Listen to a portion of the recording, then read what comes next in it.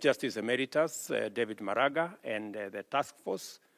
Thank you for making this presentation of the interim report of the task force on police reforms and terms of service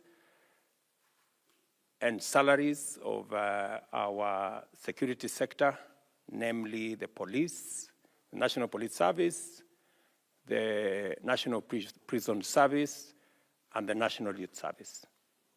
To commend you for a very in-depth interrogation of the issues that you've taken into account in coming up with the report. To confirm that we have made suggestions on what we think would improve and make the report even better.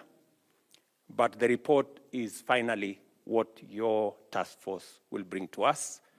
I just want to give you our commitment that we committed to our security sector, that we are going to work with them because of the responsibilities, heavy responsibilities that they have in securing the country, that the country must equally recognize the sacrifices and the heavy responsibilities that they carry out on all our behalf, so that the rest of us can sleep in peace, work in a secure environment, and be able to go about our businesses in the manner in which that we want.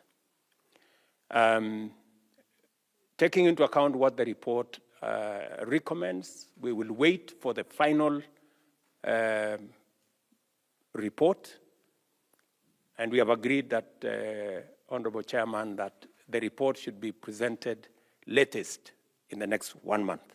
And I will be sitting here waiting for that report in the next 1 month, because our policemen and women, the people in our Kenya prisons and our National Youth Service have been waiting.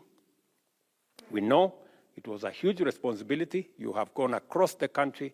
You've interrogated many people. You have listened to many presentations. You have also had various fora where you have listened to other members of the public.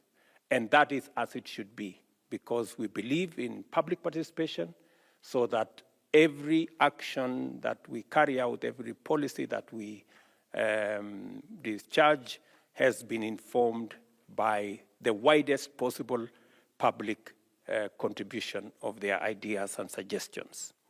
So 1 month.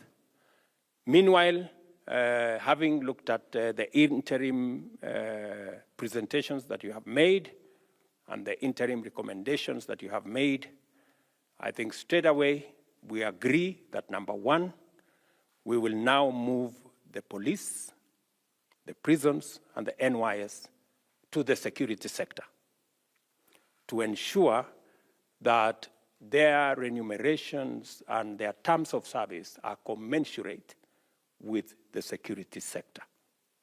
It is unfortunate that they haven't been treated that way all this while, and I think they deserve, in fact, the Constitution itself recognizes that they belong to the security sector. Number two, we have also agreed to the recommendation that there will be 2 entry points, one at the constable level and another one at the cadet level, so that we attract more professionals into the service and ensure that more people with requisite professional expertise can join the police. We now need more people in the sectors of cyber technology, many people who understand, because crime is evolving and it is necessary for us to pick expertise that would help us manage new crime that is evolving in not just in Kenya, but also globally.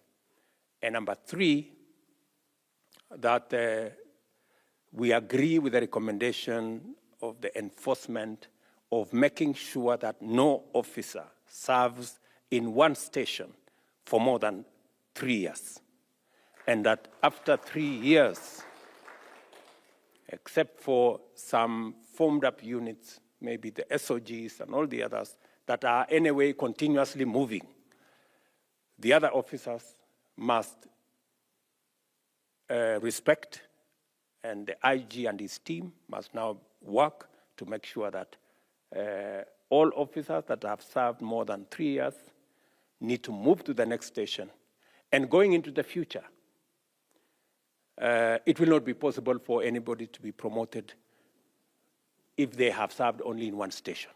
Part of the requirement for promotion must be that you have served in different stations in the country, so that we have a wholesome view of the country, and also that no officer becomes accustomed to situations around any part of the country. So I think this is what I can say on an interim basis. The minister here will oversee the policy directions that we have agreed on. There are at least the 3 policy directions that we have agreed on, working, of course, with the IG and the chair of the National Police Service Commission to make sure that this moves forward.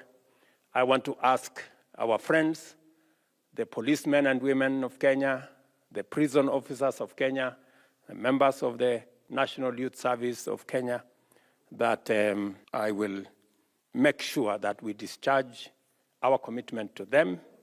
In the next 1 month, we will receive the final report. It is important that we begin, even as we look at the next 1 month, that whatever we have agreed on gets into implementation going into the future. And also that because we are digitizing government services across government, that all aspects of the police, including their salaries, their occurrence books, and all the other infrastructure around the police must now be digitized and accelerate the process of digitization so that it becomes a lot easier for Kenyans to interact with the police, to get service from our police, and to make sure that we deal with all manner of crime, both physical, online, and in all other spaces.